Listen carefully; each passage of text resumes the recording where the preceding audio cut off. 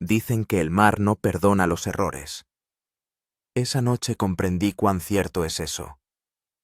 Llevo los últimos 12 años trabajando como jefe de máquinas en buques de carga.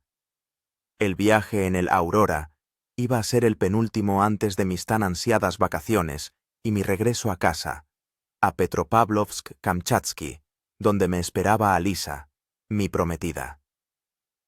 Llevábamos planeando la boda 3 años, pero el trabajo en el mar no dejaba de postergar nuestros planes. Este viaje será sin duda el último antes de la boda. Le prometí por videollamada el día antes de zarpar. El Aurora era un buque de carga de tonelaje medio con bandera liberiana que transportaba contenedores de electrónica desde Hong Kong a Manila. La tripulación estaba formada por 12 personas de diferentes nacionalidades. El capitán, Gustav Jensen, era danés, un marino severo con 30 años de experiencia. Nuestro primer oficial, Rashid Al-Fayyad, era libanés, un excelente navegante, aunque demasiado confiado. Entre el resto de la tripulación había 2 rusos, yo y Timur Hakimov, el tercer oficial, 4 filipinos, un indonesio, 2 indios y un ucraniano. La salida del puerto de Hong Kong el 17 de marzo transcurrió con normalidad. El tiempo acompañaba. Una ligera brisa, cielo despejado, el oleaje no superaba los 2 grados. Las primeras 24 horas de navegación no presagiaron ningún problema. Revisé todos los sistemas de la sala de máquinas, me aseguré de que los motores funcionaban como un reloj y me fui a descansar a mi camarote. Pero la noche del 19 de marzo, todo cambió. Nos acercábamos al extremo norte del archipiélago filipino. Me desperté de un golpe seco que me hizo saltar de la litera. En los primeros segundos no podía entender qué estaba pasando. Mi conciencia, aún adormecida, se negaba a aceptar la realidad. Entonces se oyó un estruendoso chirrido de metal y el barco tembló de proa a popa. Encendiendo la linterna de emergencia, la electricidad ya se había cortado, me puse rápidamente el mono y corrí hacia la sala de máquinas. Por el camino me encontré con Timur, que corría hacia el puente. «¿Qué ha pasado?», le grité. «Hemos chocado contra un arrecife», respondió él, sin detenerse. «El capitán ha dado la alarma general». En la sala de máquinas reinaba el caos. El agua entraba a raudales por una brecha en el casco, inundando ya la cubierta inferior hasta una altura de 1 metro. Intenté poner en marcha las bombas de emergencia, pero fue inútil. Los daños en el sistema eléctrico eran demasiado graves. De los altavoces salió la voz ronca del capitán. «Atención a la tripulación. El buque ha sufrido daños críticos. Que todos se dirijan inmediatamente a los botes salvavidas. Esto no es un simulacro. Repito, que todos se dirijan inmediatamente a los botes salvavidas». Mientras subía, me encontré con nuestro cocinero, Ramón, un filipino. Estaba pálido y se agarraba el hombro ensangrentado. «¿Qué te pasa?», le pregunté, ayudándole a subir por la escala. «Me caí en la cocina cuando nos sacudimos», respondió, haciendo una mueca de dolor. «Creo que me he roto la clavícula». En la cubierta superior, la tripulación ya preparaba para bajar los 2 botes salvavidas. El capitán Jensen tenía un semblante sombrío y daba órdenes cortas y tajantes. A su lado estaba Rashid, pálido como un muerto. Más tarde supe que había sido su decisión de tomar un atajo entre las islas lo que nos había llevado al desastre. Había ignorado las lecturas del sonar, confiando en mapas obsoletos. «Nureyev», me llamó el capitán. «¿Cómo está la sala de máquinas?» «Completamente inundada», informé. «Vía de agua en el costado de estribor. Las bombas no funcionan. Solo hay electricidad de los generadores de emergencia». «Entendido», asintió, y se dirigió al resto. «Tenemos unos 30 minutos antes de que el barco se pose definitivamente en el fondo. Lleven solo lo más imprescindible: documentos, ropa de abrigo, linternas. A los botes». Estábamos a unas 3 o 4 millas de la isla más cercana, Sus contornos difusos apenas se distinguían en la penumbra del amanecer. El capitán distribuyó a la tripulación.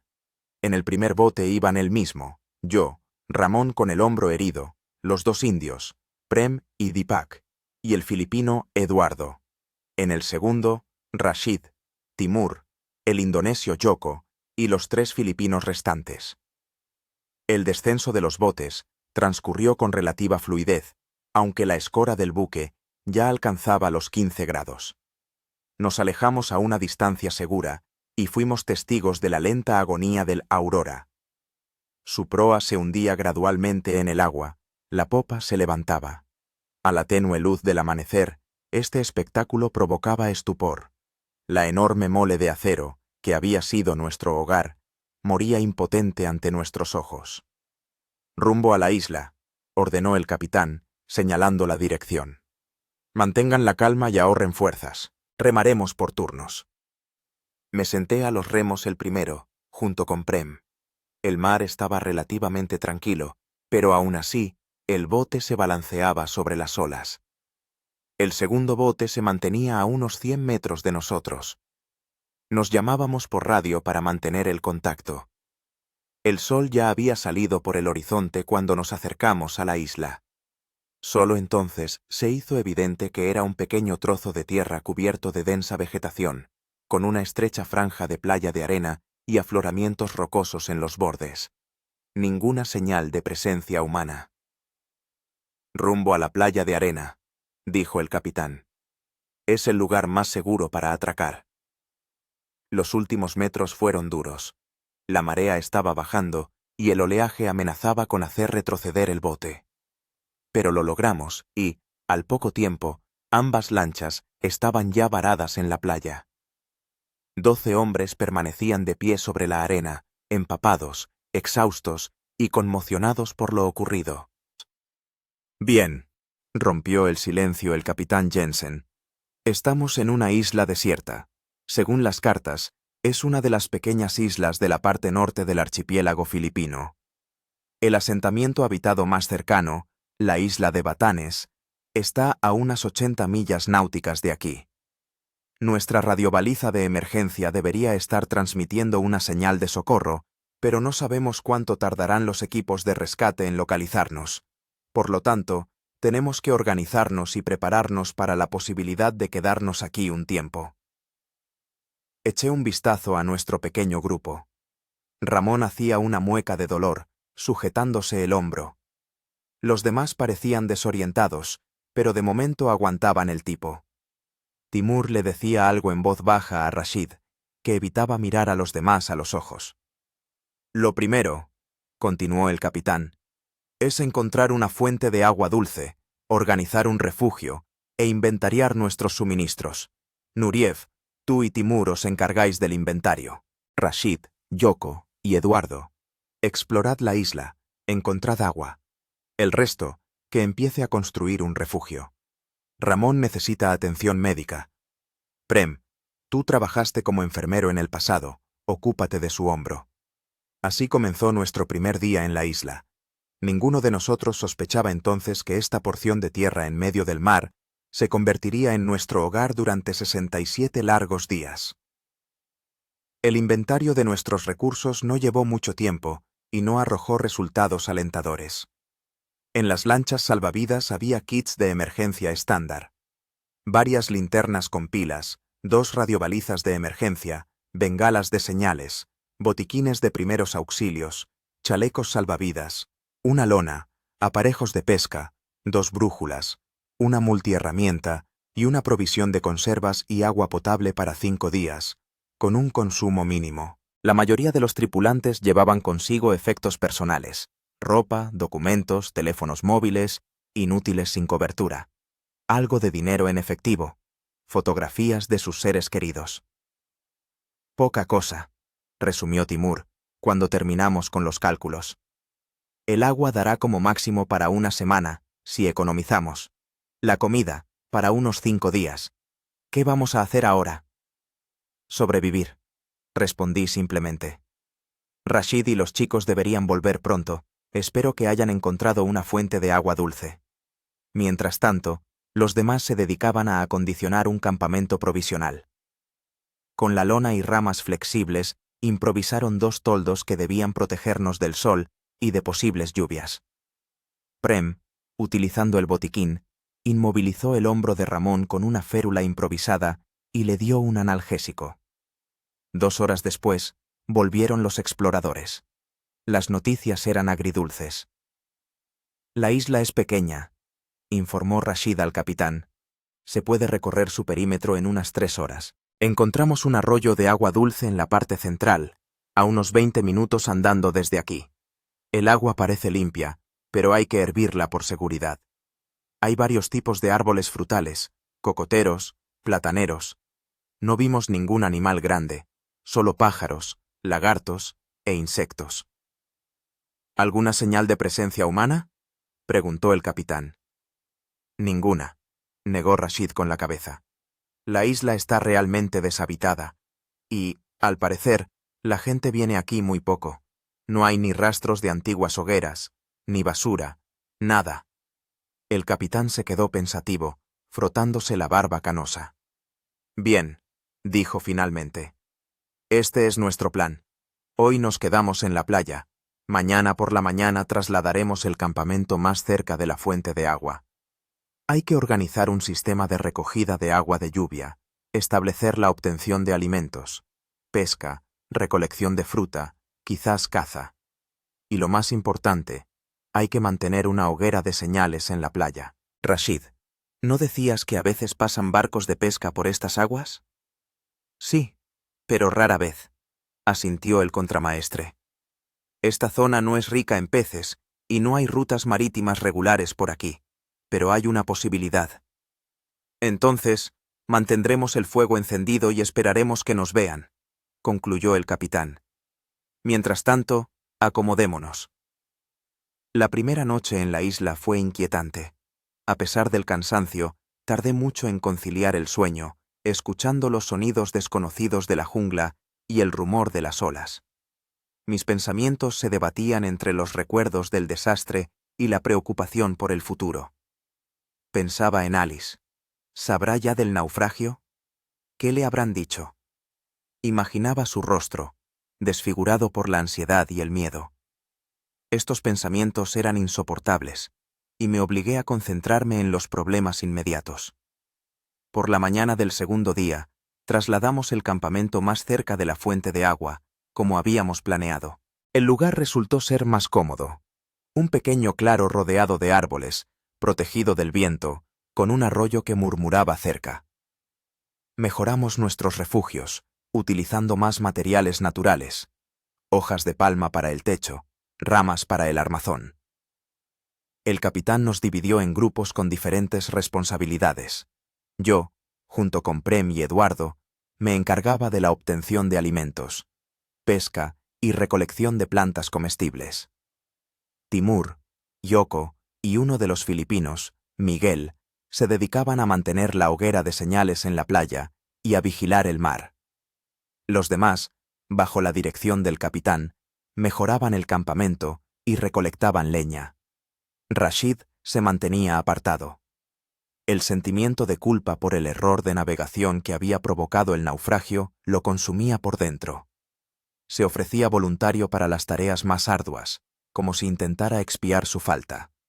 Los primeros días fueron los más duros.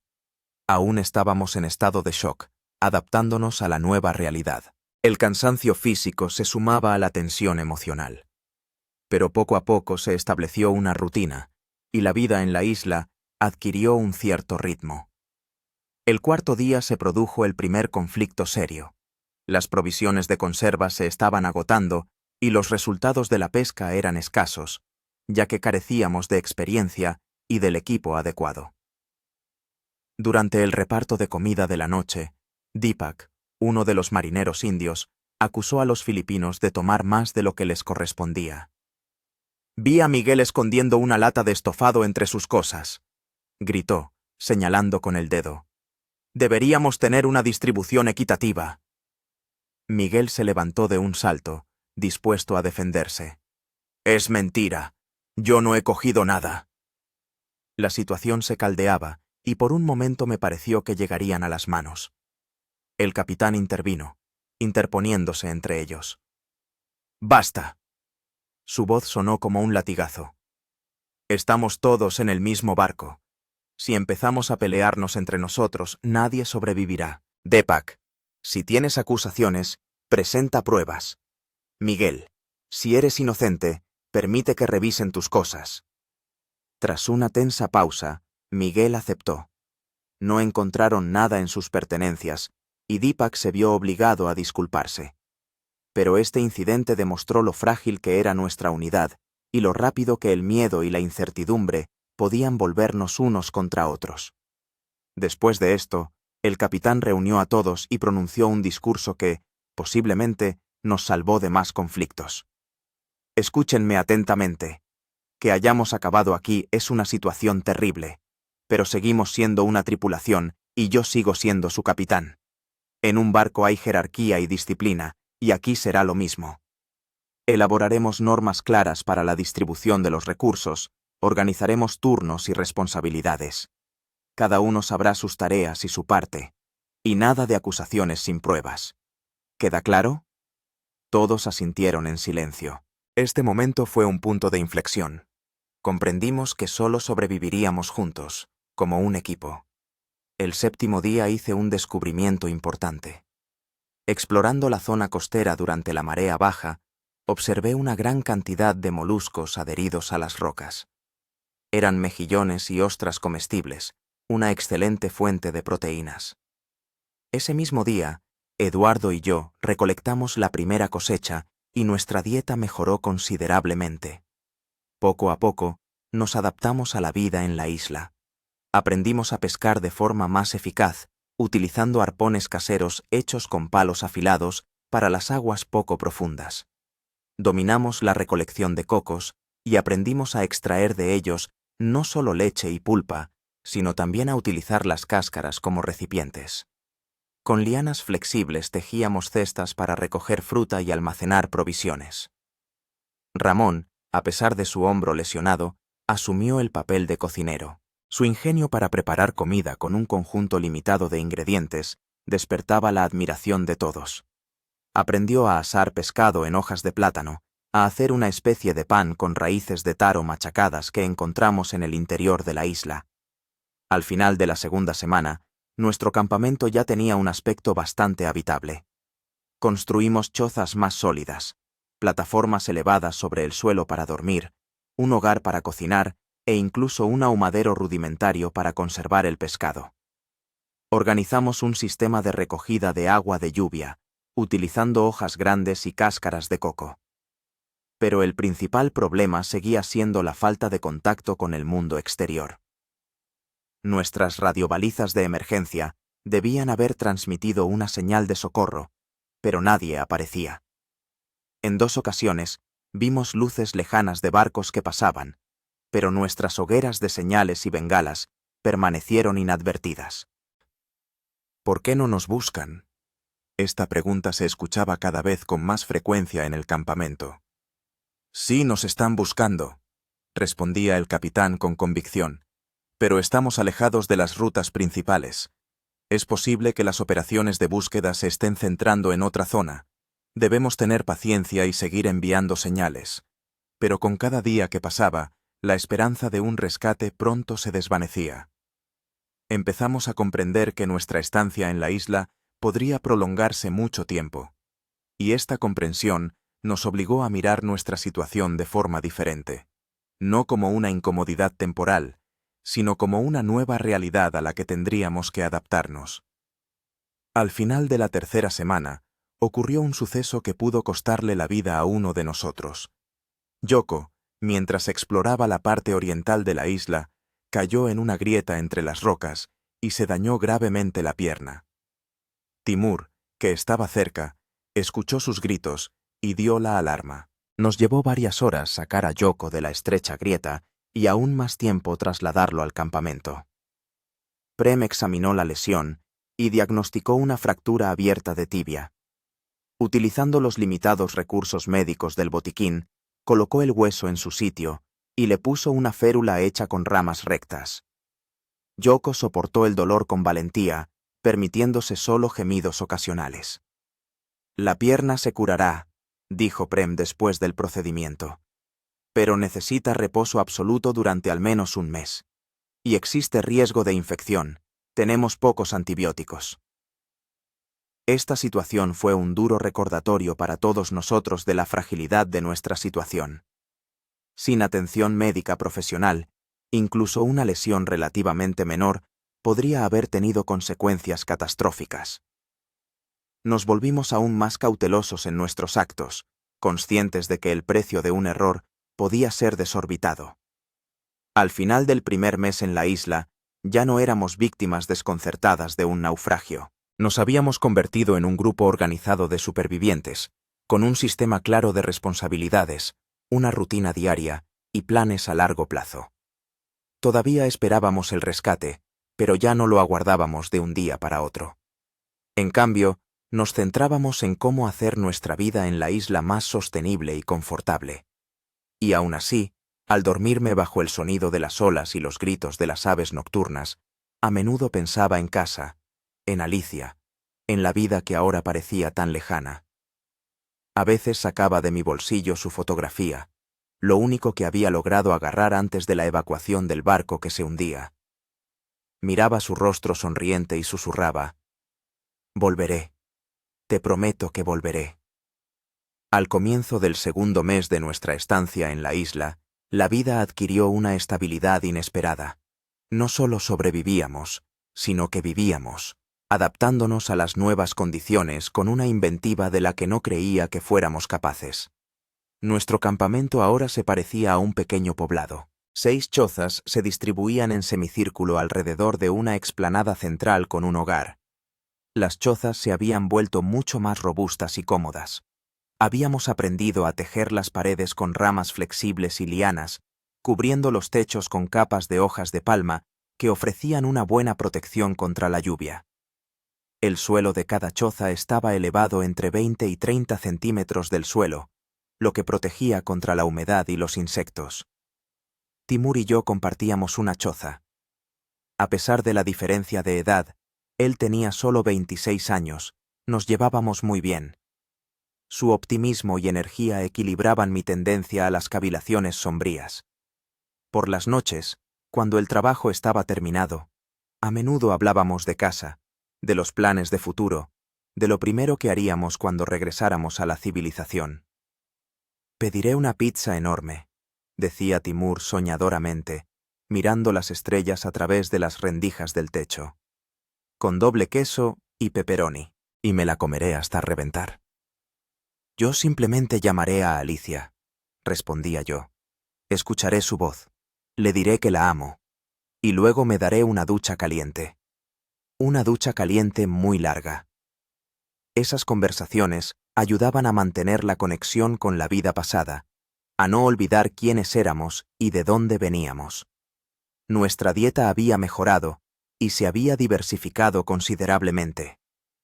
Descubrimos varias clases de tubérculos comestibles, parecidos a las batatas, y aprendimos a reconocer bayas y frutas silvestres que eran seguras para el consumo. La pesca se hizo más productiva. Construimos redes primitivas con cuerdas deshilachadas de los botes salvavidas y lianas. Un día, Eduardo, que había crecido en una aldea costera de Filipinas, nos enseñó a construir nasas para peces con ramas flexibles. Estas estructuras, instaladas en estrechos canales durante la marea alta, atrapaban a los peces cuando la marea bajaba. La primera de estas trampas nos proporcionó una captura suficiente para la cena de toda la tripulación. También aprendimos a capturar cangrejos, tendiéndoles emboscadas en las noches de luna, cuando salían a la orilla. Era una caza peligrosa pero emocionante. Los cangrejos grandes podían infligir heridas graves con sus pinzas, pero su carne era un verdadero manjar. El agua ya no era un problema. Además del arroyo, creamos un sistema eficaz de recogida de agua de lluvia, utilizando hojas grandes como canaletas que dirigían los flujos hacia contenedores hechos con cáscaras de coco y tallos de bambú. Para almacenar agua, ahuecamos varias secciones grandes de bambú, sellándolas con la arcilla que encontramos en la orilla del arroyo. Joko se estaba recuperando gradualmente de la fractura. Su pierna sanaba bien, sin signos de infección, lo que consideramos un pequeño milagro. Como no podía caminar, asumió el papel de observador. Sentado en una elevación con unos prismáticos caseros, hechos con 2 lentes extraídas de las linternas, vigilaba el mar, listo para dar la alarma ante la aparición de un barco o un avión. La rutina diaria se había vuelto casi ritual. Despertar al amanecer, un desayuno ligero a base de frutas, seguido de la distribución de las tareas diarias por el capitán. Trabajo hasta el mediodía, una pausa en la hora más calurosa del día y, de nuevo, trabajo hasta la puesta de sol. Cena alrededor de la fogata común, donde compartíamos historias, recuerdos y, a veces, cantábamos canciones. A la cama poco después del anochecer. Ahorrábamos las baterías de las linternas, usándolas solo en casos de emergencia. Pero no todo iba sobre ruedas. La tensión psicológica del aislamiento y la incertidumbre sobre el futuro afectaban a todos. Periódicamente estallaban conflictos, por la distribución de las tareas, por pequeñas diferencias domésticas, a veces simplemente por la irritación acumulada. Rashid seguía sufriendo por el sentimiento de culpa, que con el tiempo no disminuía, sino que parecía intensificarse. Se había vuelto taciturno, rara vez participaba en las conversaciones generales, a menudo se iba solo al extremo más alejado de la isla y se quedaba mirando el mar durante largos ratos. Una noche, unos 40 días después del naufragio, lo encontré sentado en una roca, con la mirada vacía, fija en la nada. Lo llamé. La cena está lista. Ramón ha preparado algo especial con pescado y leche de coco. Ni siquiera se giró. No tengo hambre. Me senté a su lado, decidido a que por fin habláramos.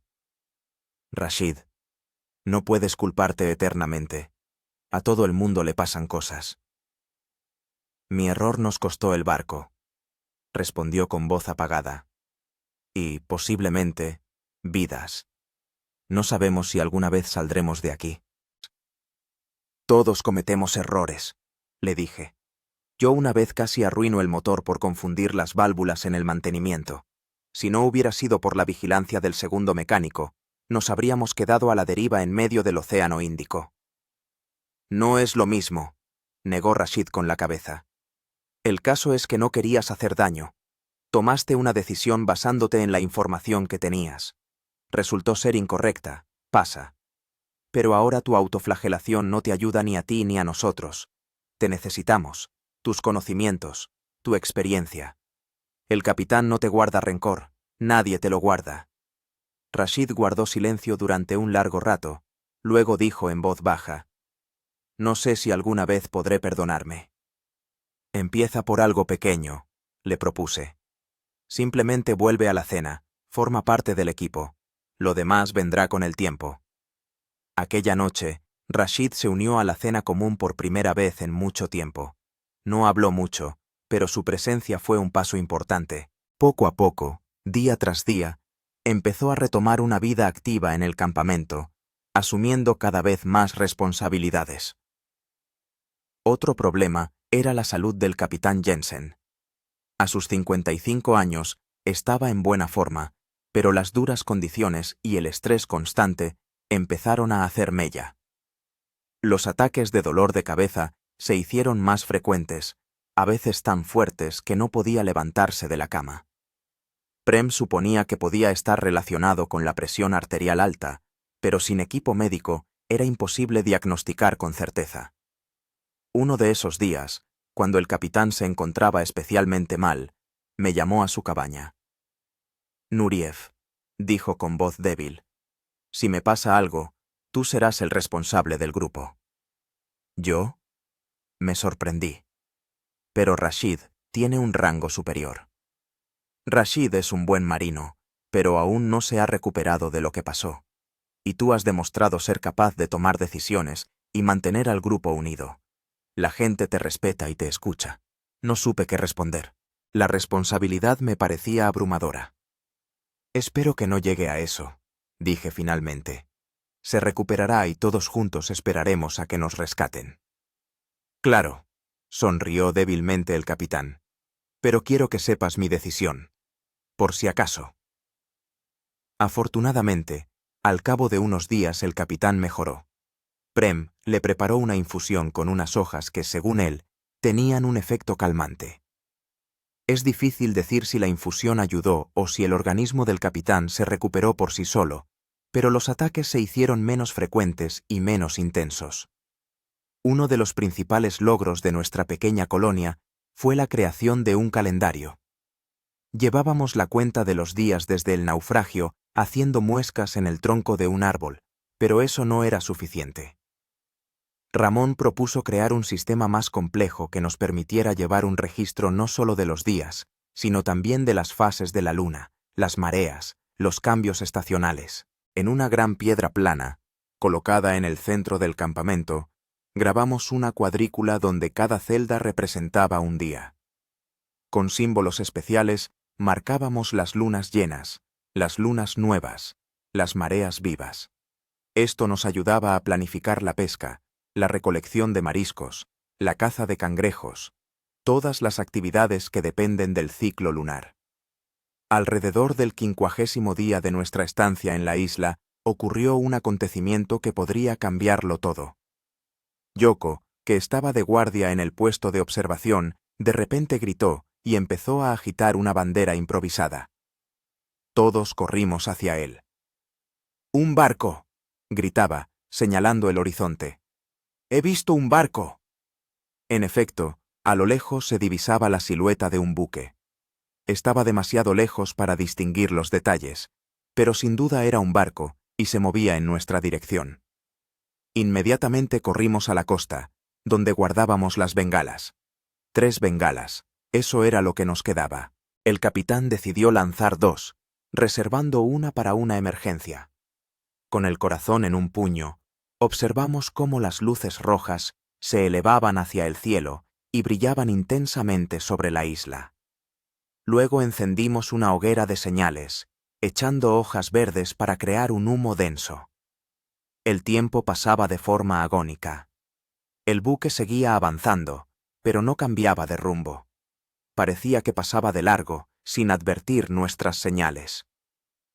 «No nos ven», dijo Timur con desesperación. «Están pasando de largo». El capitán tomó la decisión de utilizar la última bengala. Se elevó alta y brillante, pero el efecto fue el mismo. El buque continuó su camino sin dar ninguna señal de que nos hubiera visto. Poco a poco, la silueta del barco se alejó hasta desaparecer en el horizonte. Nos quedamos de pie en la orilla, desolados y decepcionados. Era el primer barco que veíamos en todo este tiempo, y había pasado de largo. «¿Quizás sí nos han visto al final?», sugirió Eduardo con esperanza. «¿Quizás informen a los equipos de rescate?» «Es posible», asintió el capitán, pero en su voz no había seguridad. Este incidente minó seriamente la moral del grupo. Si ni siquiera los barcos que pasan nos divisan, ¿qué probabilidades hay de que nos encuentren? ¿Será que ya han cesado la búsqueda y nos dan por muertos? Esa misma tarde, el capitán nos reunió a todos para una charla seria. «Entiendo que lo de hoy ha sido decepcionante», comenzó. «Pero no debemos perder la esperanza.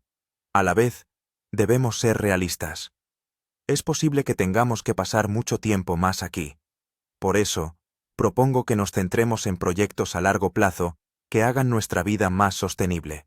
Expuso un plan que incluía la construcción de viviendas permanentes más sólidas, la creación de un huerto para cultivar algunas plantas, la mejora del sistema de almacenamiento de alimentos y agua, e incluso la construcción de una pequeña embarcación que pudiera utilizarse para pescar en aguas más profundas y, tal vez, para explorar las islas cercanas.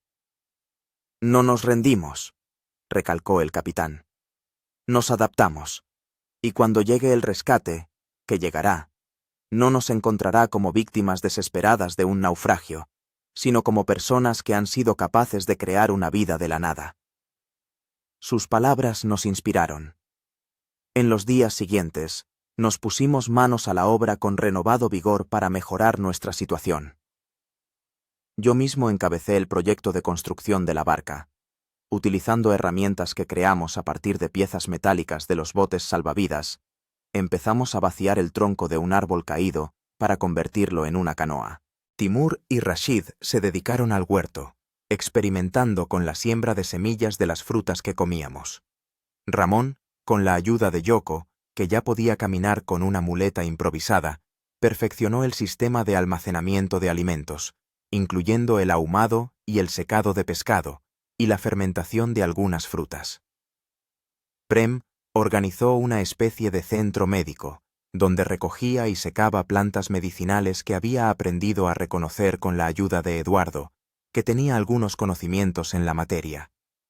Así, nuestra pequeña comunidad siguió prosperando, transformándose de un grupo de náufragos en una comunidad organizada, capaz no solo de sobrevivir, sino también de crear algo nuevo en condiciones de aislamiento. Y sin embargo, a pesar de todas las mejoras y adaptaciones, la idea de volver a casa no me abandonaba. Cada noche, antes de dormir, sacaba la foto de Alicia y hablaba con ella, como si pudiera oírme. Le contaba cómo había ido el día, mis esperanzas y temores, lo mucho que la echaba de menos. Estas conversaciones unilaterales mantenían mi conexión con mi vida anterior y me daban fuerzas para seguir luchando. «Volveré contigo», susurraba, mirando su rostro sonriente en la gastada fotografía. «Pase lo que pase, encontraré la forma de regresar».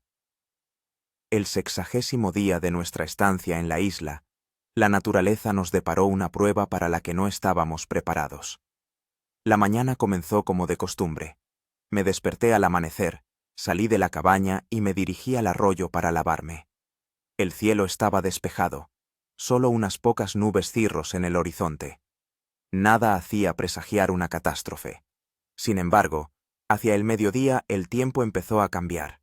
El viento, normalmente ligero y refrescante, arreció, trayendo consigo olor a mar y humedad. Las nubes empezaron a acumularse sobre la isla, pesadas y oscuras. El capitán, cuya rodilla servía de mejor barómetro que todos nuestros artilugios meteorológicos caseros, miraba al cielo con preocupación.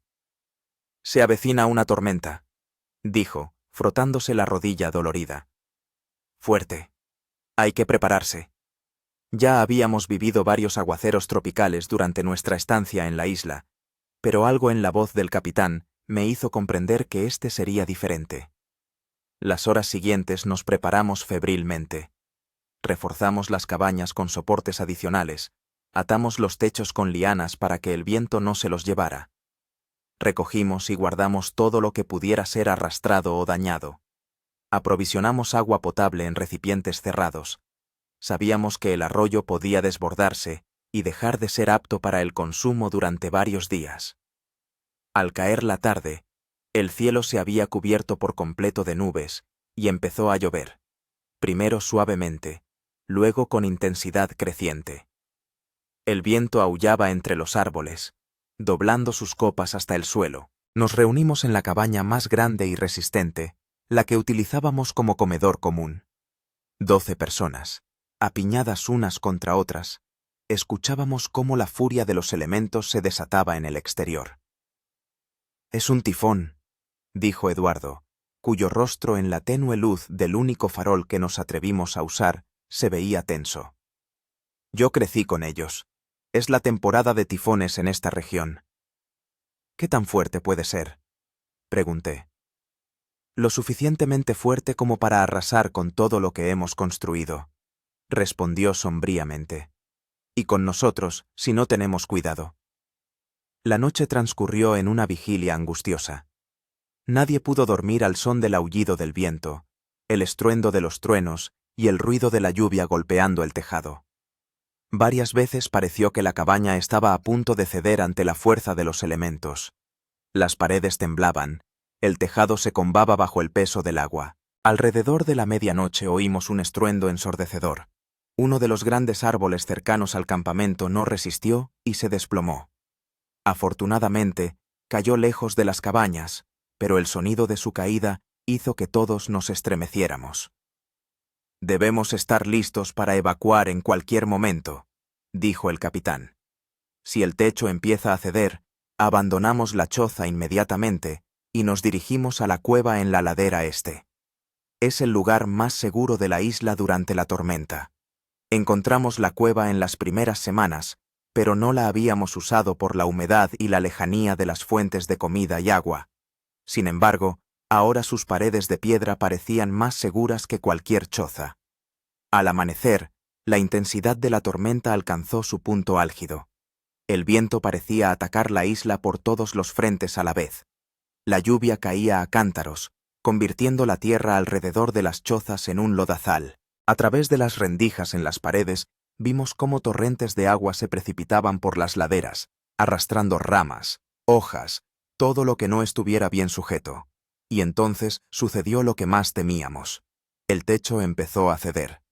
Primero fue una comba apenas perceptible, luego una de las vigas de soporte se quebró con un crujido estrepitoso. «¡Todos afuera!», ordenó el capitán. «Rápido, pero sin pánico. Manténganse juntos». Salimos a la intemperie en pleno azote de la tempestad.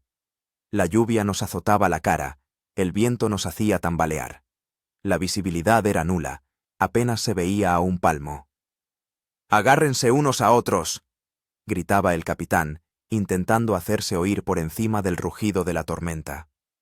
«¡Que no se rompa la cadena!». Formamos una cadena, sujetándonos de las manos o de la ropa, y comenzamos un lento avance hacia la cueva. Cada paso era una lucha. Había que enfrentarse no solo al viento, sino también a los torrentes de agua que bajaban por la ladera. Yo iba en medio de la cadena, entre Timur y Ramón. De repente sentí que la mano de Ramón se me escurría. Al girarme, vi que había resbalado y caído, y la corriente lo arrastraba ladera abajo. Sin pensármelo 2 veces, me lancé tras él, justo a tiempo de agarrarlo del cuello de la chaqueta. La fuerza de la corriente era tal que a mí también empezó a arrastrarme. En el último momento, Timur, sin romper la cadena, logró alcanzarme y agarrarme de la mano. Junto con los demás, nos sacaron a ambos de la corriente. «Gracias», graznó Ramón, cuando volvimos a ponernos de pie. Ya pensaba que me iba derecho al océano. Siguiendo nuestra lucha contra los elementos, finalmente llegamos a la cueva. No era muy profunda, pero sí lo suficientemente espaciosa para que cupiéramos todos y, lo más importante, seca y protegida del viento. La entrada estaba situada de tal manera que los torrentes de agua la rodeaban, sin entrar en ella. Estábamos empapados hasta los huesos, helados y exhaustos, pero vivos. Tras comprobar que estábamos todos, el capitán ordenó quitarnos la ropa mojada y colgarla de las salientes de las rocas para que se secara. Por suerte, Prem tenía en una bolsa impermeable vendas secas y varias mantas del botiquín, que repartimos entre nosotros. «¿Qué habrá pasado con el campamento?», preguntó Yoko, a quien su pierna, aún no del todo curada, le había dificultado llegar a la cueva. «Lo sabremos cuando amaine la tormenta», respondió el capitán. «Ahora lo importante es sobrevivir nosotros». Durante todo el día y la noche siguientes, el tifón siguió arreciando. Nos sentamos en la cueva, apretujados para darnos calor, escuchando el aullido del viento y los truenos. No teníamos comida. Todas las provisiones se habían quedado en el campamento. Recogíamos agua colocando cáscaras de coco bajo los chorritos que bajaban por las paredes de la cueva. Hacia la mañana del tercer día, la tormenta empezó a amainar. La lluvia disminuyó. El viento ya no intentaba arrancar los árboles de raíz. Decidimos que era hora de evaluar los daños y regresar al campamento, si es que quedaba algo. Lo que vimos al salir de la cueva nos dejó estupefactos. El paisaje de la isla había cambiado radicalmente. Muchos árboles habían sido derribados, algunos tramos de costa erosionados. El arroyo se había convertido en un torrente embravecido, cambiando su curso. Pero lo peor nos esperaba en el campamento. De nuestras chozas prácticamente no quedaba nada. Los techos habían sido arrancados, las paredes derrumbadas, todas nuestras pertenencias esparcidas por toda la isla o, sencillamente, arrastradas al mar. El huerto, en el que tanto habíamos trabajado, había sido completamente destruido. El sistema de recogida de agua, destrozado. Incluso nuestra barca a medio hacer, que habíamos estado labrando con tanto esmero en un tronco de árbol, había desaparecido. Seguramente se la había llevado el mar, y nos quedamos de pie en medio de las ruinas, abrumados por la magnitud de la devastación. 2 meses de trabajo, todos nuestros esfuerzos por crear una simulación de civilización en este pedazo de tierra, todo había sido aniquilado en 2 días. ¿Y ahora qué?, preguntó Timur en voz baja, dando voz a la pregunta que todos teníamos en mente. El capitán echó un vistazo al campamento destruido, luego miró a cada uno de nosotros. «Ahora empezamos de nuevo», dijo con firmeza. «Ya lo hicimos una vez, lo haremos una segunda. Sabemos más, tenemos experiencia. Lo superaremos». Su confianza nos infundió fuerza. Sí, habíamos perdido mucho, pero lo principal era que todos estábamos vivos y seguíamos juntos. Lo primero era encontrar comida. Después de 3 días sin comer, todos estábamos débiles y hambrientos. Afortunadamente, el tifón también había traído algunos regalos. A la costa habían llegado muchos peces, aturdidos por la tormenta. Recogimos todo lo que pudimos y nos dimos un auténtico festín. La primera vez en mucho tiempo que comíamos hasta saciarnos, sin pensar en ahorrar. Luego empezamos a remover los escombros y a recoger todo lo que pudiera ser útil para reconstruir el campamento. Sorprendentemente, algunas cosas se salvaron. Parte de las herramientas que guardábamos en un escondite improvisado bajo una gran roca, algunos contenedores con agua potable, e incluso algunas pertenencias personales que quedaron atrapadas entre las ramas de los árboles. Decidimos no reconstruir el campamento en el mismo lugar, sino trasladarlo más arriba en la ladera, donde había más protección contra el viento y menos riesgo de inundación. El trabajo que teníamos por delante era colosal, pero estábamos llenos de determinación. Al atardecer de ese día, sentados alrededor de una fogata que habíamos encendido con gran dificultad con ramas medio húmedas, el capitán pronunció un discurso que recordaría toda mi vida. Lo que ha sucedido es una prueba. La naturaleza está poniendo a prueba nuestra entereza. Nos ha arrebatado todo lo que habíamos construido, pero no puede arrebatarnos nuestro espíritu, nuestro conocimiento, nuestra determinación. Somos marinos. Estamos acostumbrados a los caprichos de la naturaleza. El mar nos enseña. A veces no hay que resistirse a la ola, sino nadar con ella para sobrevivir. Ahora mismo estamos en el fondo de la ola, pero os prometo que ascenderemos a su cresta. Y cuando llegue el rescate, y llegará, nos encontrará no abatidos, sino más fuertes que nunca. Sus palabras encendieron en nosotros una nueva esperanza. Esa noche, a pesar del cansancio y las incomodidades, dormí plácidamente, con la certeza de que superaríamos también esta prueba. Los días siguientes estuvieron llenos de trabajo incesante. Construimos nuevas cabañas, más resistentes y mejor protegidas de los elementos. Utilizando la experiencia de los meses anteriores y las lecciones aprendidas durante el tifón, creamos estructuras más perfeccionadas. Las cabañas ahora estaban dispuestas en semicírculo, protegiéndose mutuamente del viento. Los techos eran más planos, para que el viento resbalara sobre ellos en lugar de arrancarlos. Reforzamos las paredes con soportes adicionales. Paralelamente a la construcción de las viviendas, restablecimos el sistema de subsistencia. Volvimos a crear las trampas para peces, recolectamos plantas comestibles, buscamos nuevas fuentes de alimento. El tifón había cambiado el paisaje de la isla y tuvimos que explorarla de nuevo, descubriendo nuevas oportunidades. Uno de esos descubrimientos fue una pequeña laguna en el lado norte de la isla, formada después de la tormenta. En ella encontramos multitud de peces pequeños y cangrejos que habían llegado allí a causa de la marea alta y no habían podido regresar al mar.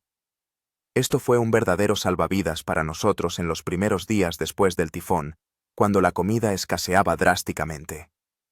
Otro proyecto importante fue la creación de un nuevo puesto de señales en el punto más alto de la isla. Despejamos el terreno, construimos una plataforma y preparamos materiales para una fogata que se pudiera encender rápidamente en caso de que apareciera un barco o un avión. La guardia en este puesto se convirtió en una parte obligatoria de nuestra rutina. Cada día, 2 personas se turnaban, observando continuamente el horizonte. Hacia el final de la semana posterior al tifón, nuestro nuevo campamento ya había tomado forma. Era más pequeño que el anterior, más compacto, pero también más funcional. Habíamos tenido en cuenta todos los errores del pasado y estábamos creando algo más resistente a los caprichos de la naturaleza. Sin embargo, no todo iba sobre ruedas. El agotamiento físico después de 3 días sin comer y el subsiguiente trabajo extenuante, el estrés psicológico por la pérdida de todo lo que habíamos creado, comenzaron a pasar factura. La gente se ponía irritable, estallaban conflictos por los motivos más insignificantes. Especialmente difícil fue la situación para Yoko. Su pierna, que casi había sanado antes del tifón, volvió a dolerle. La huida forzosa a la cueva y el posterior esfuerzo provocaron que la vieja lesión se agravara. Prem, después de examinarlo, estaba preocupado. Aparecieron signos de infección, y las reservas de antibióticos se habían perdido junto con la mayor parte de los medicamentos. Necesitamos encontrar un sustituto para los antibióticos, me dijo después del examen. De lo contrario, podría perder la pierna o incluso la vida. Recordé que Eduardo había hablado una vez de plantas con propiedades antisépticas que crecían en la isla. Lo encontramos y él confirmó que conocía varias de esas plantas. Mi abuelo era curandero, explicó. Él me enseñó a reconocer las hierbas medicinales. Aquí debe crecer un tipo de liana cuya savia ayuda con las infecciones. Y también hay un musgo que se puede usar como vendaje, absorbe el pus y acelera la curación. Durante los 2 días siguientes, Eduardo y yo recorrimos la isla en busca de estas plantas. Finalmente encontramos ambas. Prem preparó una decocción de las lianas y comenzó a tratar a Yoko.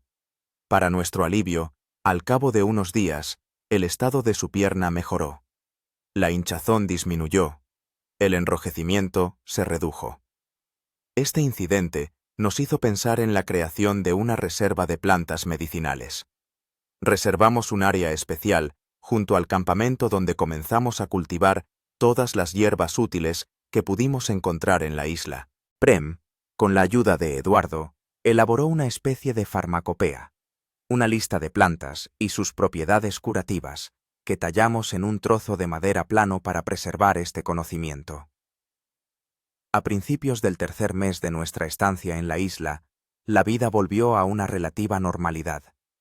El nuevo campamento estaba terminado, el sistema de obtención de alimentos establecido, e incluso comenzamos un nuevo proyecto de construcción de una embarcación, esta vez más ambicioso, con planes de crear una vela a partir de trozos de tela cosidos de las viejas cabañas.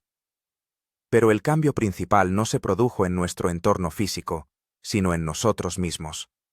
El tifón, que destruyó todo lo que habíamos construido, paradójicamente fortaleció nuestra determinación y nos unió aún más.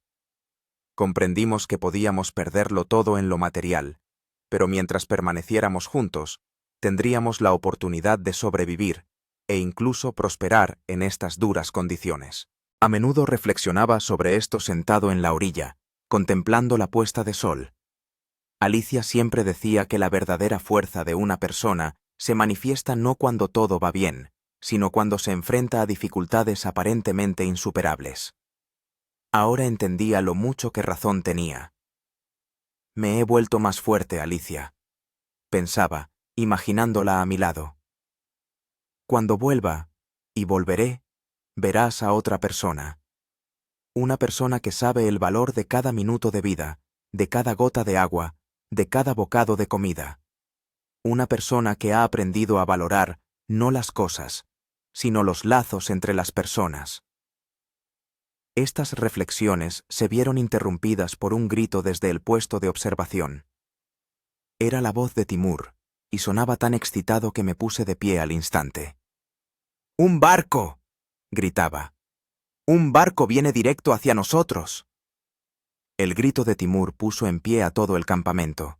Corrimos hacia el puesto de observación, trepando por la empinada ladera a tal velocidad como si nos persiguieran todos los demonios del infierno. Sin aliento, llegué a la cima y vi a Timur señalando con entusiasmo el horizonte. Allí, a unas 3 o 4 millas de la isla, en efecto, se divisaba un barco, una pequeña embarcación de pesca, a juzgar por su silueta. Se movía paralelamente a la costa, sin acercarse ni alejarse. «¡Rápido!», ordenó el capitán. «La hoguera de señales. ¿Alguien tiene bengalas?». «Las usamos todas con el barco anterior», respondió Rashid. «Pero tenemos espejos».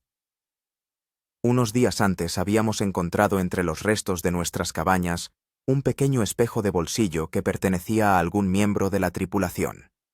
El capitán propuso utilizarlo para enviar señales. Con la luz brillante del sol, el rayo reflejado podría verse a gran distancia. Rashid agarró el espejo y comenzó a dirigir los destellos de sol hacia el barco, mientras que los demás encendían la hoguera de señales, añadiendo hojas húmedas para crear un humo denso. El tiempo transcurría de forma exasperantemente lenta. El barco continuaba su camino sin cambiar de rumbo. Parecía que nuestras señales pasaban desapercibidas. «No nos ven», dijo Yoko, desesperado. «Están demasiado lejos». «No», insistió el capitán. «Sigan señalando. Tienen que notar el humo». Durante 15 minutos más, intentamos desesperadamente llamar la atención de la embarcación que pasaba. Y de repente... «¡Miren!», exclamó Eduardo. «Están cambiando de rumbo». En efecto, el barco de pesca comenzó a girar hacia nosotros. Mi corazón latía con tanta fuerza que parecía que iba a salirse del pecho. ¿Acaso el rescate había llegado por fin? El barco se acercaba a la isla y ya podíamos distinguir las figuras de personas en la cubierta. Era una embarcación pequeña, evidentemente de fabricación local, con una tripulación de 5 o 6 hombres. «¡Nos han visto!», se alegró Timur. «¡Estamos salvados!». Corrimos hacia la orilla, agitando los brazos y gritando de alegría. La embarcación se acercó lo más posible, dada la presencia de los arrecifes, y echó el ancla. Descolgaron un pequeño bote en el que se subieron 2 hombres, evidentemente filipinos. Cuando el bote se acercó a la costa, todos nos apiñamos en la orilla, listos para ayudarles a atracar. Uno de los hombres, el mayor, con el rostro curtido y el pelo canoso, habló en tagalo, idioma que entendían nuestros compañeros filipinos. Eduardo respondió rápidamente, explicando nuestra situación. Los rostros de los pescadores reflejaban sorpresa y compasión. Sacaron el bote a la orilla, y el mayor de ellos se dirigió a nosotros en un inglés chapurreado. «Somos pescadores de la isla de Batanes. Vimos su humo y decidimos comprobar. ¿Han naufragado?». El capitán Jensen dio un paso adelante. «Sí, nuestro carguero Aurora encalló y se hundió hace unos 2 meses. Somos los miembros supervivientes de la tripulación. ¿Podrían llevarnos a algún lugar habitado?». Los pescadores se miraron entre sí, y en sus miradas vislumbré algo que me puso en alerta. «Nuestra embarcación es pequeña», respondió el mayor. «No puede llevarlos a todos, y estamos lejos de casa, pescando durante muchos días. Pero informaremos a las autoridades sobre ustedes cuando regresemos. Ellos enviarán un equipo de rescate». Nuestros corazones, que acababan de elevarse llenos de esperanza, volvieron a caer. No podíamos abandonar la isla ahora, pero al menos sabrían de nosotros, vendrían a buscarnos. «¿Cuándo regresarán a casa?», preguntó el capitán. «En 4 o 5 días», respondió el pescador. «Luego, 1 día o 2 más para organizar el rescate. Tal vez en 1 semana vengan a buscarlos». 1 semana, después de 2 meses en la isla, Ese plazo parecía a la vez muy largo y muy corto. ¿Tienen provisiones que pudieran compartir?, preguntó Rashid. ¿Medicamentos? ¿Comida? Los pescadores volvieron a hablar entre ellos, y luego el mayor asintió. Podemos dejarles algo de arroz, conservas y agua dulce. Medicamentos tenemos pocos, solo lo indispensable. Regresaron a su embarcación, y poco después nos trajeron las provisiones prometidas: 2 sacos de arroz, varias latas de fruta en conserva y carne, un bidón con agua potable y un pequeño botiquín con medicamentos básicos. Aquello era un verdadero tesoro para nosotros. Gracias, dijo el capitán con emoción. No se imaginan lo mucho que esto significa para nosotros. Somos marinos, respondió el pescador de más edad con sencillez. El mar nos une a todos. Hoy nosotros les ayudamos a ustedes. Mañana quizás alguien nos ayude a nosotros. Antes de zarpar, nos hicieron otro valioso regalo: una vieja radio transistorizada a pilas. Para que puedan escuchar las noticias, explicó el pescador, y saber lo que pasa en el mundo. Los acompañamos hasta su bote, agradeciéndoles una vez más la ayuda y la promesa de informar a las autoridades sobre nuestra situación. Cuando su embarcación se perdió en el horizonte, en el campamento reinaba una atmósfera de optimismo contenido. El rescate no era inminente, pero se había convertido en una perspectiva tangible, en lugar de una esperanza remota. Aquella noche, organizamos una verdadera fiesta. Ramón preparó arroz con carne enlatada, la primera comida civilizada en 2 meses. Encendimos la radio, y con asombro, escuchamos música y voces de locutores que hablaban en filipino e inglés. Era una sensación extraña, como si una ventana a otro mundo se hubiera abierto de repente frente a nosotros. Las noticias que escuchamos fueron agridulces. Habían ocurrido muchos acontecimientos en el mundo durante el tiempo que habíamos estado aislados de la civilización, pero lo que más nos interesaba era saber si se mencionaba el naufragio de la Aurora y la búsqueda de supervivientes. Y sí que se mencionó. Un breve comunicado en la sección internacional de noticias. La búsqueda de la tripulación del carguero Aurora, que se hundió en el mar de Filipinas hace 2 meses, ha sido oficialmente suspendida.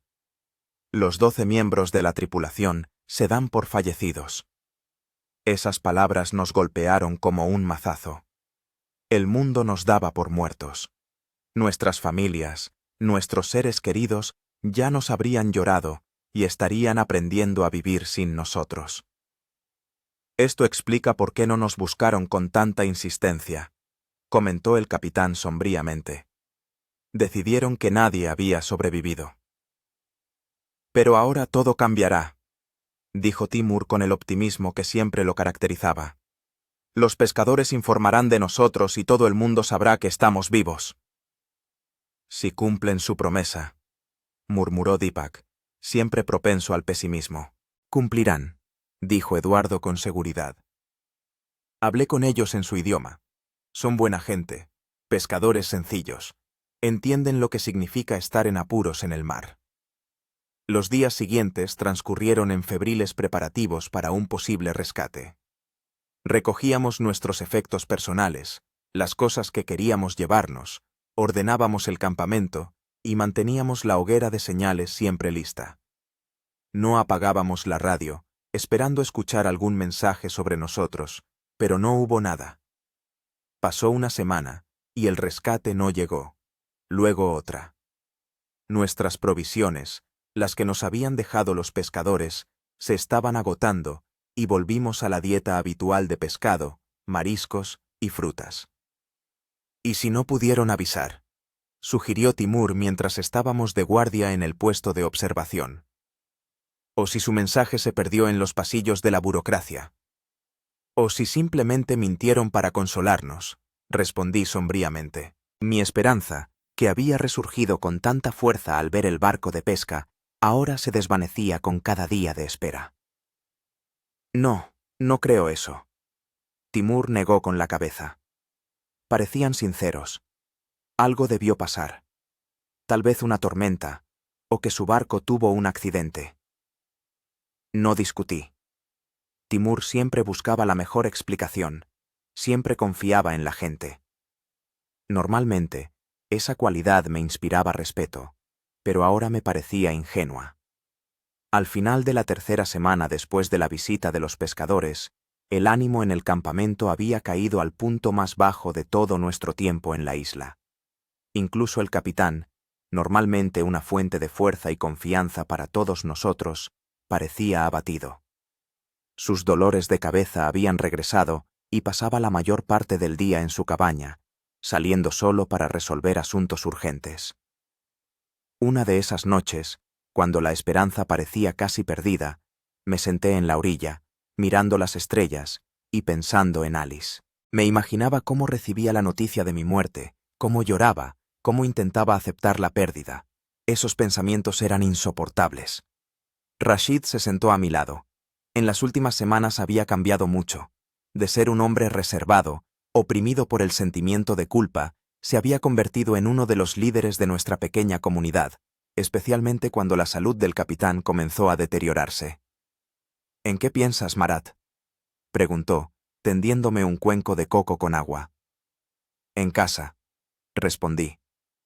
En que tal vez ya nos hayan enterrado, en que nuestros seres queridos están sufriendo sin saber que estamos vivos. Rashid asintió.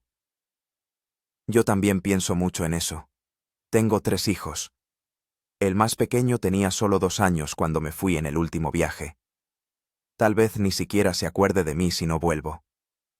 Guardamos silencio, cada uno sumido en sus pensamientos. ¿Sabes?, dijo finalmente Rashid. He llegado a la conclusión de que solo tenemos 2 caminos. O nos rendimos y simplemente existimos, esperando un rescate que tal vez nunca llegue, o tomamos las riendas de nuestro destino. ¿Qué quieres decir?, pregunté, aunque ya me imaginaba lo que estaba pensando. Una barca, respondió simplemente. Casi la tenemos lista. Con una vela y buen tiempo, podríamos llegar a Batanes en 2 o 3 días. Es arriesgado, pero quizás sea la única manera de volver a casa. La idea era descabellada y emocionante a la vez. Nuestra barca improvisada, aunque robusta, no estaba pensada para una travesía marítima larga. Pero, ¿y si realmente era nuestra única opción? ¿Has hablado de esto con el capitán?, pregunté. Aún no, negó Rashid con la cabeza. Quería saber tu opinión primero. Eres una de las personas más sensatas de nuestro grupo. Sus palabras me halagaron, pero también sentí el peso de la responsabilidad. Es arriesgado, dije lentamente. Muy arriesgado. Pero tienes razón. Puede que sea nuestra única oportunidad. Creo que deberíamos hablarlo con todos. A la mañana siguiente, celebramos una reunión general. Rashid expuso su plan: terminar la barca, equiparla con una vela y remos, cargar la mayor cantidad posible de agua dulce y comida y enviar una expedición de 3 o 4 personas a Batanes. La reacción fue dispar. Timur y Eduardo apoyaron la idea de inmediato. Prem y Yoko expresaron serias dudas sobre la seguridad de semejante viaje. El resto vacilaba. El capitán Jensen, pálido y demacrado tras una noche en vela, guardó silencio durante un largo rato, escuchando todas las opiniones. Finalmente, habló. El plan de Rashid es arriesgado, pero le veo lógica. No podemos esperar para siempre un rescate que quizás nunca llegue. Al mismo tiempo, enviar a todos en esa barca sería una locura. No soportaría tanto peso y el riesgo sería demasiado grande. Por lo tanto, propongo un compromiso. Enviaremos a 3 personas, las más fuertes y expertas en navegación. Si en 2 semanas después de su partida no llega el rescate, el resto construirá una segunda barca y los seguirá. Esta decisión satisfizo a la mayoría. Comenzó el debate sobre quién debía partir en la primera expedición. Tras una larga discusión, la elección recayó en Rashid, como navegante experimentado, Eduardo, que conocía las aguas y las lenguas locales, y yo, por mi buena forma física y mis conocimientos técnicos, que podrían ser útiles en el camino. Los días siguientes los dedicamos a preparar la expedición febrilmente. Terminamos la barca, comprobando cuidadosamente su estanqueidad. Cosimos una vela con trozos de tela, reforzamos los costados con tablones adicionales, hicimos remos con ramas resistentes. Preparamos provisiones de agua y comida que debían ser suficientes para 5 o 6 días, con un margen para imprevistos. La víspera de la partida, el capitán nos llamó a los 3 a su cabaña para darnos las últimas instrucciones. Parecía aún peor que de costumbre, con el rostro ceniciento, los ojos hundidos y las manos temblándole ligeramente. «Quiero que entendáis la seriedad de lo que vais a hacer», comenzó. «Esto no es un paseo. Es una travesía por mar abierto en una embarcación poco fiable. Dependeréis del tiempo, las corrientes y vuestra propia resistencia. Si algo sale mal, no esperéis ayuda». Asentimos en silencio. Todo eso ya lo habíamos hablado entre nosotros muchas veces. «Aquí tenéis un mapa», continuó el capitán, desplegando un trozo de tela en el que había dibujado un plan rudimentario del archipiélago con carbón. Lo he reconstruido de memoria, así que no es muy preciso. Pero las referencias principales deberían ser correctas. Vuestro rumbo es al noroeste. Manteneos en esa dirección y deberíais llegar a Batanes en 2 o 3 días, si el tiempo acompaña. Le entregó el mapa a Rashid y luego sacó una brújula, la única que nos quedaba después del tifón. «Cuidadla», dijo el capitán. «Oh. Es vuestra herramienta más valiosa». Luego se dirigió a mí. «Marat, ¿tienes experiencia en navegación?» «Solo básica», respondí con sinceridad. «Soy mecánico, no navegante». «Entonces, esto es lo que necesitas saber». El capitán comenzó a explicar los fundamentos de la navegación por las estrellas, cómo determinar la dirección por el sol, cómo tener en cuenta las corrientes. Me esforcé por memorizar cada palabra, consciente de que de estos conocimientos podría depender nuestra vida. Finalmente, se volvió hacia Eduardo. «Tú eres quien mejor conoce las aguas locales y las condiciones meteorológicas. Confía en tu intuición. Si algo te parece mal, dilo inmediatamente». Después de las instrucciones, volvimos con los demás, que estaban preparando una cena de despedida.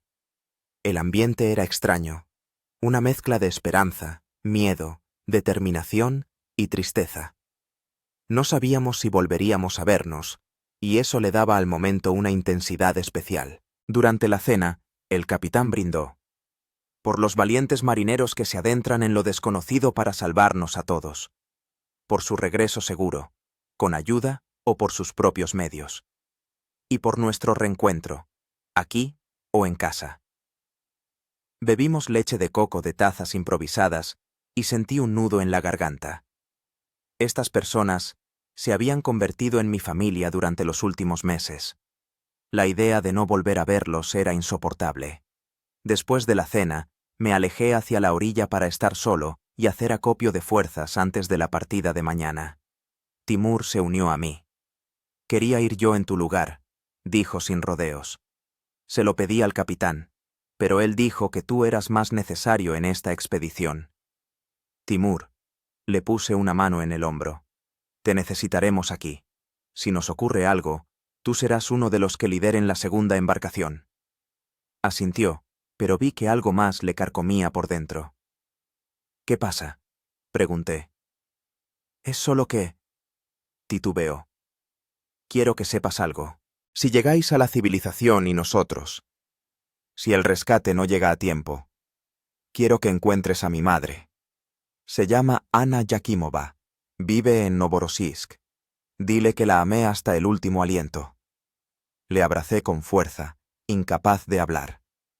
Los dos sabíamos que la partida de mañana podría ser nuestro último adiós.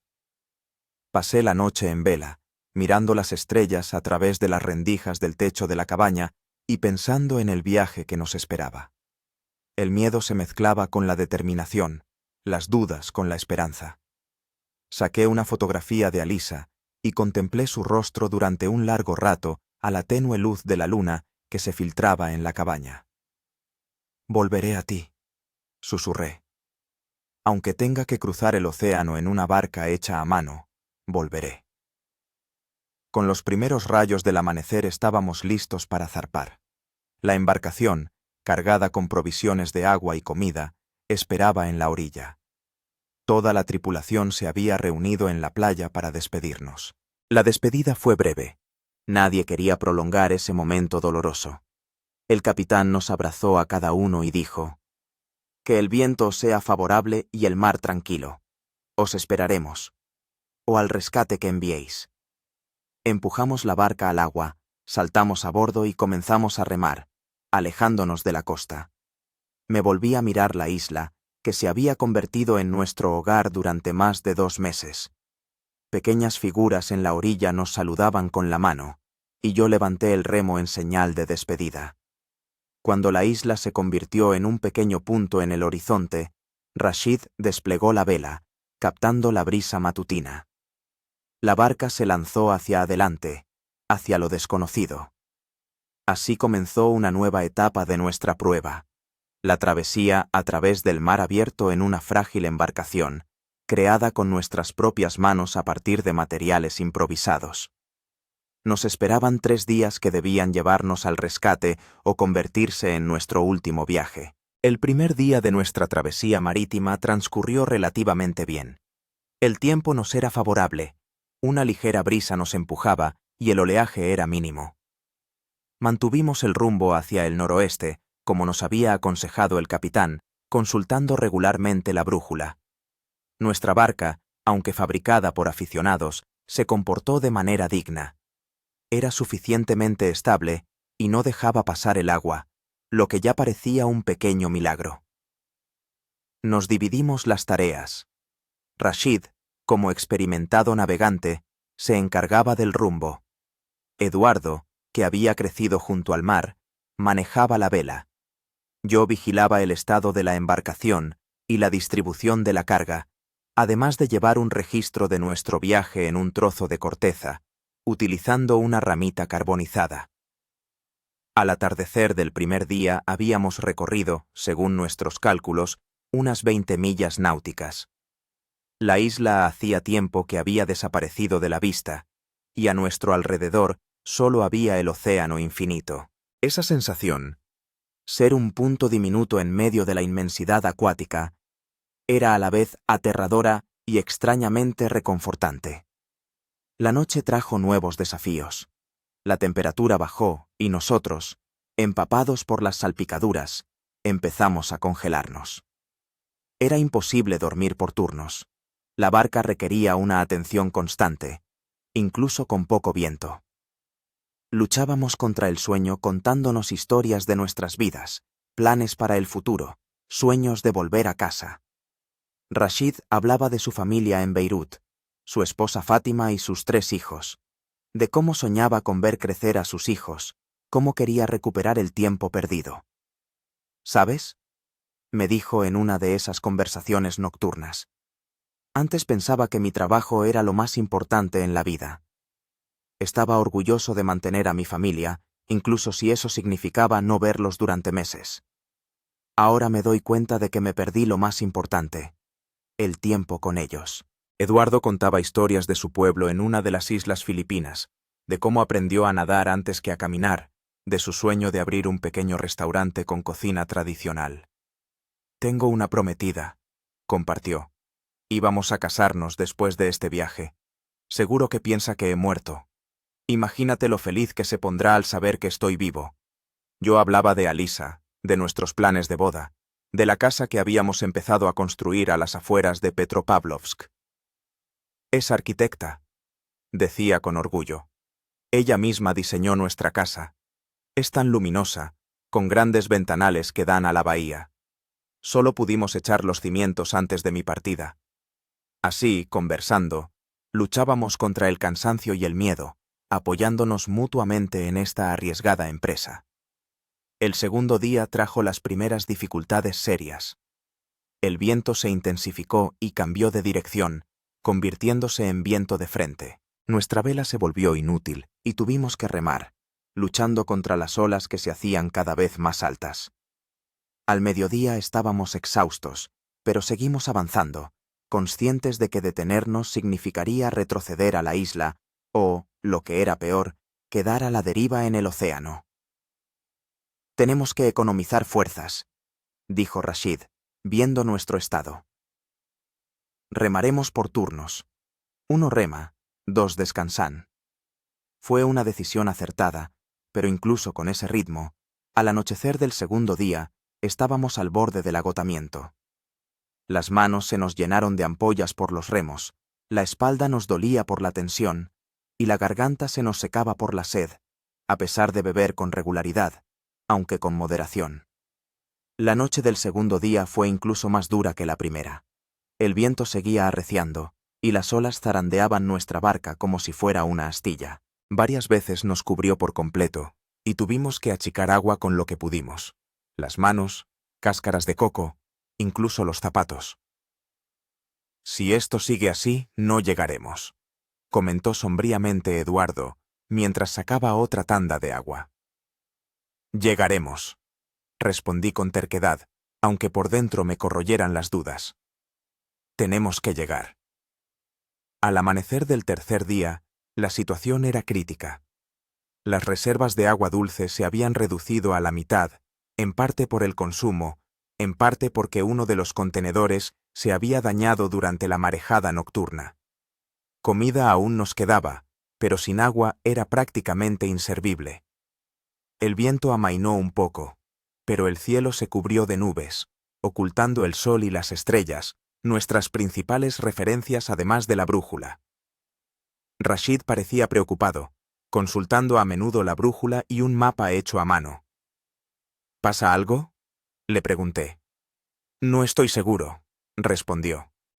«Según mis cálculos, ya deberíamos estar viendo las Batanes o alguna otra isla, pero a nuestro alrededor solo hay océano».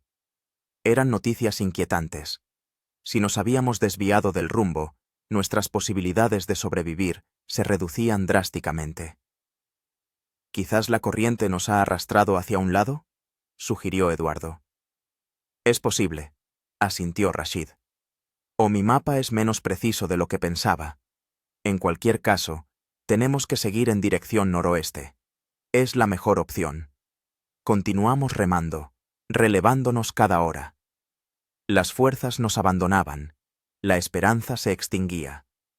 Hacia el mediodía del tercer día, comencé a notar signos de deshidratación en todos nosotros: labios secos y agrietados, mareos, irritabilidad. «Tenemos que racionar el agua», propuse. «Un trago cada 2 horas, no más». Rashid y Eduardo aceptaron a regañadientes. Todos comprendíamos que, sin suministros adicionales de agua, nuestras posibilidades de alcanzar el destino se desvanecían rápidamente. Al caer la tarde del tercer día, ocurrió lo que más tarde llamaríamos un milagro. El cielo, cubierto de nubes todo el día, se despejó repentinamente en el oeste, y los rayos del sol poniente iluminaron el horizonte. Y allí, en la luz dorada, vimos una silueta. Una línea oscura, apenas discernible contra el cielo y el mar. «¡Tierra!», gritó Eduardo, el primero en verla. «¡Hay tierra!». Todos agudizamos la vista, escrutando el horizonte. En efecto, allí había una isla, o un grupo de islas. Era difícil decirlo desde esa distancia. «Podría ser Batanes», dijo Rashid con esperanza. «O una de las islas vecinas. En cualquier caso, es nuestra oportunidad». Con nuevas fuerzas, que parecían surgir de la nada, nos lanzamos sobre los remos, dirigiendo la barca hacia la tierra que se divisaba. La distancia era difícil de calcular, quizás 10 millas, quizás más. Pero ahora teníamos un objetivo concreto, y eso nos daba determinación. El sol se puso, pero seguimos remando en la oscuridad, orientándonos por la silueta de la isla, que ahora era apenas perceptible contra el cielo nocturno. El cansancio era insoportable. Cada brazada exigía un esfuerzo sobrehumano, pero no nos detuvimos. En plena noche, Eduardo, que estaba sentado en la proa de la barca, gritó de repente: «¡Luces! ¡Veo luces!». Rashid y yo nos acercamos a él, escudriñando la oscuridad. Y en efecto, a lo lejos brillaban luces, sin duda de origen humano. Era una isla habitada.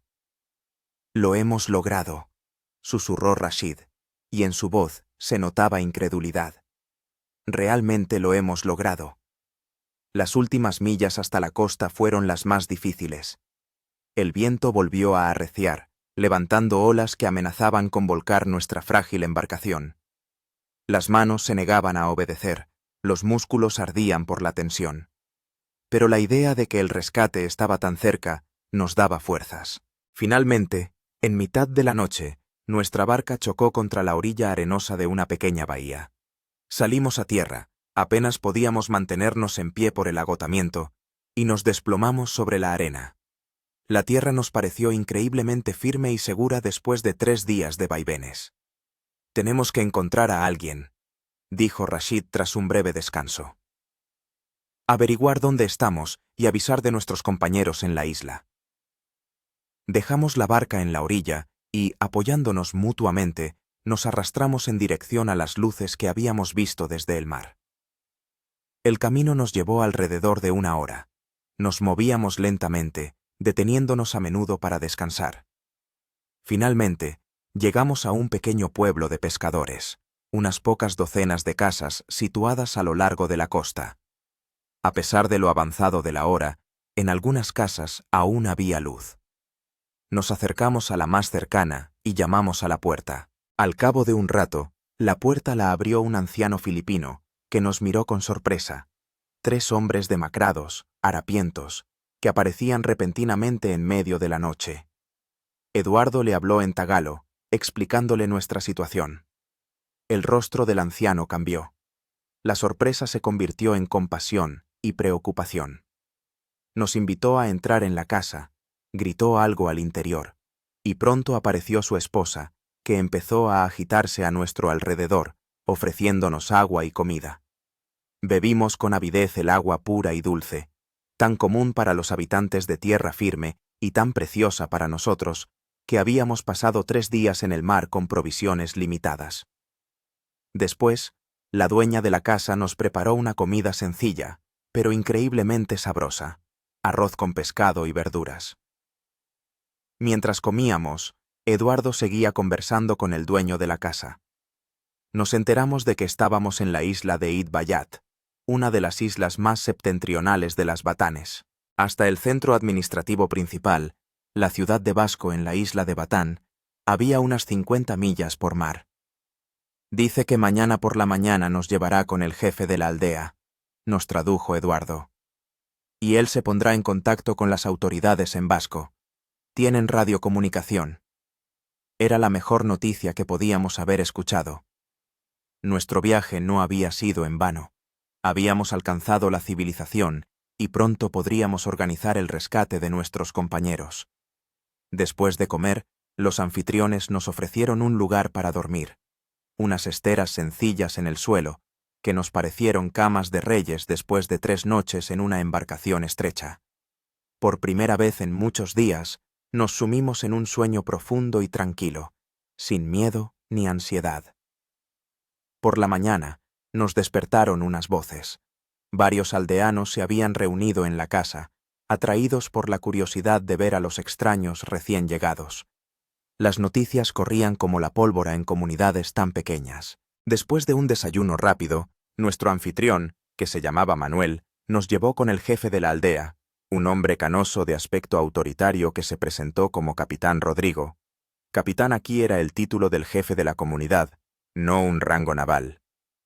Eduardo volvió a contar nuestra historia, y yo mostré mis documentos, que milagrosamente se habían conservado en un bolsillo impermeable del chaleco, como prueba de nuestras palabras. El capitán Rodrigo nos escuchó atentamente, hizo algunas preguntas aclaratorias y luego asintió. «Me pondré en contacto con la Guardia Costera en Basco. Ellos organizarán una operación de rescate. Pero debo advertirles, podría llevar algún tiempo. Tenemos recursos limitados y el clima en esta región es impredecible». Lo entendíamos, pero aún así sentimos un enorme alivio. La ayuda estaba en camino. Nuestros compañeros serían rescatados. Habíamos cumplido nuestra misión. Los 2 días siguientes los pasamos en la aldea, recuperando fuerzas y contando a los lugareños nuestra experiencia de supervivencia en una isla deshabitada. Los filipinos, que viven en estrecha conexión con el mar, escuchaban con gran interés y respeto. Al tercer día, llegó una lancha patrullera de la Guardia Costera desde Basco. Nos recibió un oficial que se presentó como Teniente Reyes, quien confirmó que la operación de rescate ya estaba organizada. «Estamos enviando una patrullera a las coordenadas que nos indicaron», informó. «Debería llegar a la isla mañana por la noche, si el tiempo lo permite». Nos despedimos de los hospitalarios habitantes de la aldea, especialmente de Manuel y su familia, que nos habían acogido como si fuéramos de los suyos, y nos dirigimos en la lancha a Basco.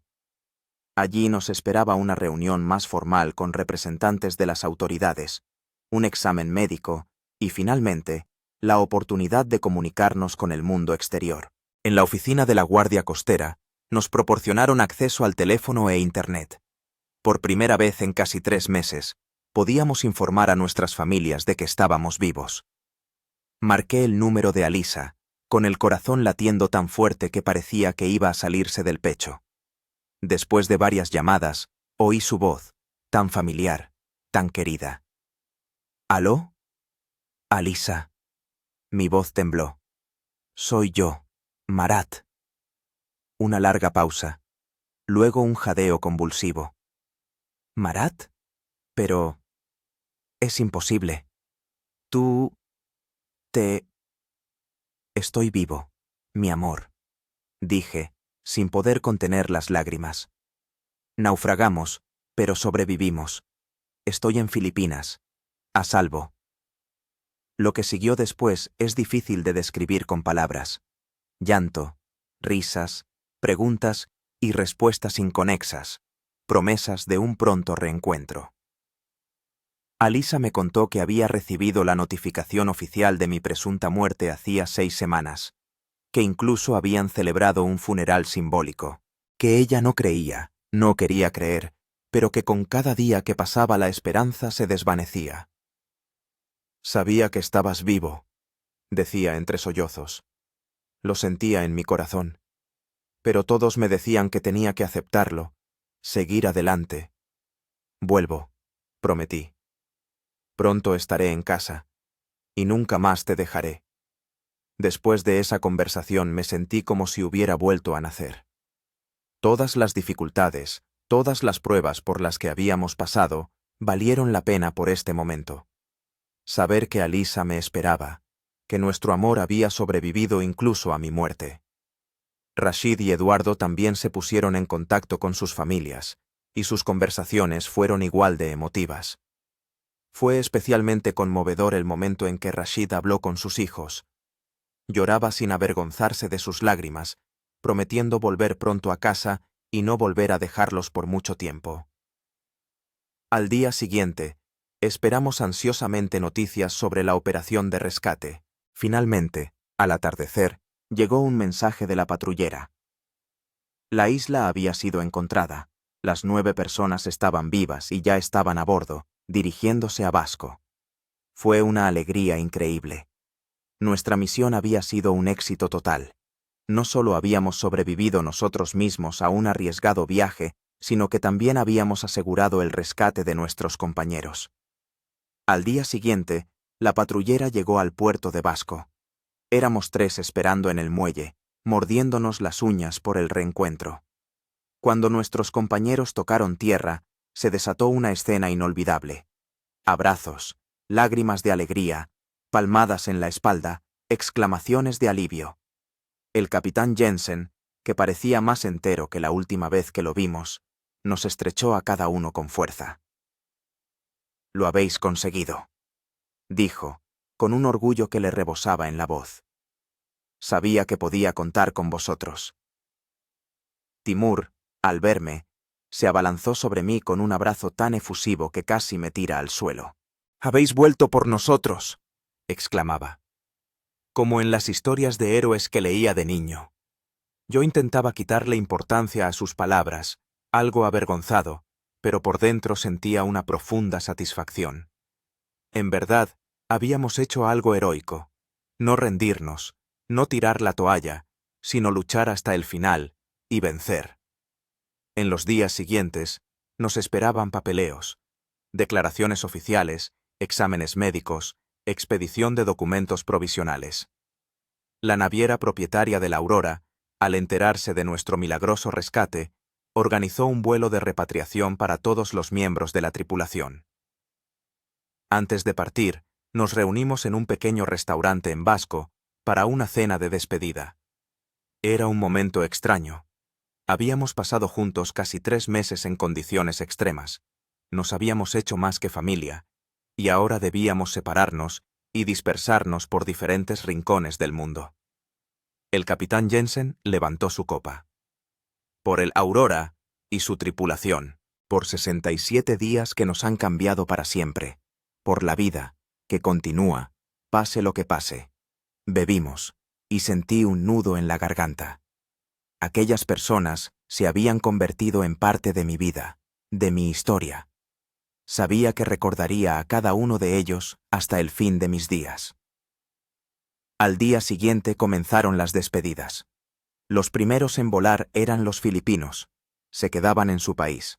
Después, el indonesio Yoko y los indios Prem y Deepak. Rashid volaba a Beirut, el capitán Jensen a Copenhague. Timur y yo, como ciudadanos rusos, volaríamos en el mismo vuelo a Moscú, desde donde nos separaríamos. Él a Novorossiysk, yo a Petropavlovsk-Kamchatsky. Antes de embarcar, me volví por última vez, contemplando el cielo filipino, el océano que casi se había convertido en nuestra tumba, pero que al final nos había traído de vuelta a casa. Una extraña sensación me invadió, una mezcla de gratitud, tristeza y alivio. Adiós, le dije mentalmente a aquel lugar. Me has enseñado a valorar la vida como nunca antes.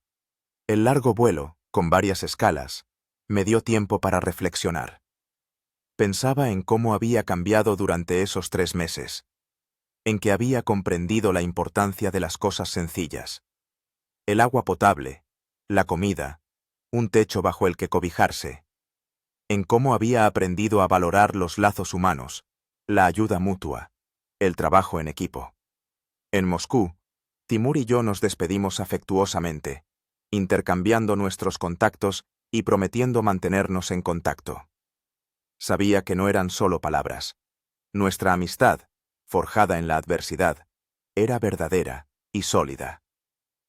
No te olvides de invitarme a la boda, dijo con una sonrisa. Por supuesto, respondí. Serás el invitado de honor. Otro vuelo más, y ya estaba en Petropavlovsk-Kamchatsky. Alisa me esperaba en el aeropuerto. Al verla entre la multitud de personas que esperaban, sentí como toda la tensión de los últimos meses por fin se desvanecía. Estaba en casa, de verdad en casa. Nos echamos el uno en brazos del otro, nos abrazamos con tanta fuerza que parecía que no nos separaríamos nunca más. Las palabras eran innecesarias.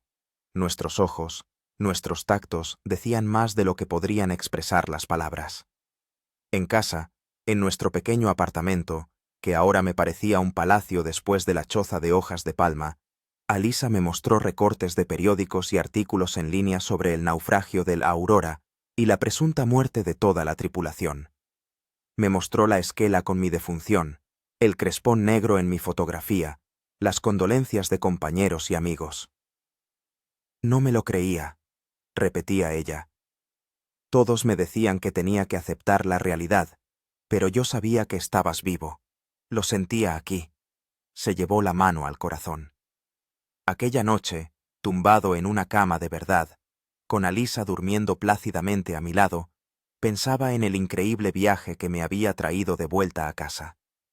En los compañeros de infortunio que se habían convertido en amigos, en la fuerza del espíritu humano, capaz de superar obstáculos aparentemente insuperables. Pensaba en que la vida es el mayor regalo, y en lo fácil que es olvidarlo en la rutina diaria. En que los verdaderos valores no están en las cosas materiales, sino en las relaciones entre las personas, en el amor, en la capacidad de apoyarnos mutuamente en los momentos difíciles. Y me hice una promesa. No olvidar nunca las lecciones de aquellos 67 días en la isla desierta. Vivir la vida plenamente, valorar cada momento, no posponer las decisiones importantes para después. La primera de esas decisiones fue nuestra boda con Alisa. Nos casamos un mes después de mi regreso, rodeados de nuestros amigos y familiares más cercanos. Timur, como había prometido, voló a Kamchatka especialmente para el evento. Trajo consigo un regalo muy especial. Una pequeña maqueta de barco, tallada en madera, una réplica exacta de aquella en la que habíamos realizado nuestro peligroso viaje. Para que nunca te olvides, dijo, entregándome el regalo. Y para que tus hijos sepan qué clase de padre tienen. Ahora, la maqueta ocupa un lugar de honor en nuestra casa, esa que diseñó Alisa, con grandes ventanales que dan a la bahía. A veces, mirándola, me transporto a aquella isla, a aquellos días que me marcaron para siempre. A menudo recibo noticias de mis compañeros de naufragio. Rashid, tal como les prometió a sus hijos, dejó los largos viajes y ahora es instructor en la Academia Naval de Beirut. El capitán Jensen se jubiló y está escribiendo un libro sobre nuestra aventura. Timur sigue navegando, pero ahora en cruceros, no en buques de carga. En cuanto a mí, también cambié mi vida. Después de regresar, decidí que no quería volver a pasar meses lejos de casa. Aproveché mi experiencia como mecánico para abrir un pequeño taller de reparación de motores marinos en Petropavlovsk. Es un trabajo interesante, y lo mejor de todo es que cada noche vuelvo a casa, con Alisa. A veces voy a la orilla de la bahía, contemplo el inmenso océano y pienso en aquella pequeña isla que fue nuestro hogar durante 67 días. Pienso en la vida sencilla que llevamos allí, en las dificultades que superamos, en la amistad que nació en condiciones extremas. Y estoy agradecido. Agradecido al mar, que no se cobró nuestras vidas. Agradecido a la isla, que nos acogió. Agradecido a mis compañeros, sin los cuales no habría sobrevivido. Y agradecido al destino, que me dio la oportunidad de volver a casa y empezar una vida nueva, más consciente y plena. Esta historia no es solo un relato de supervivencia. Es una historia sobre cómo una persona puede perderlo todo y encontrar en sí misma la fuerza para empezar de nuevo. Sobre cómo las pruebas pueden quebrar o templar el espíritu. Sobre que, incluso en las circunstancias más adversas, hay lugar para la esperanza, la amistad y la humanidad. Y si alguna vez se encuentran en una situación que parezca desesperada, acuérdense de nosotros. 12 marineros que sobrevivimos en una isla desierta y encontramos el camino de vuelta a casa. Acuérdense y no se rindan, porque mientras hay vida, hay esperanza.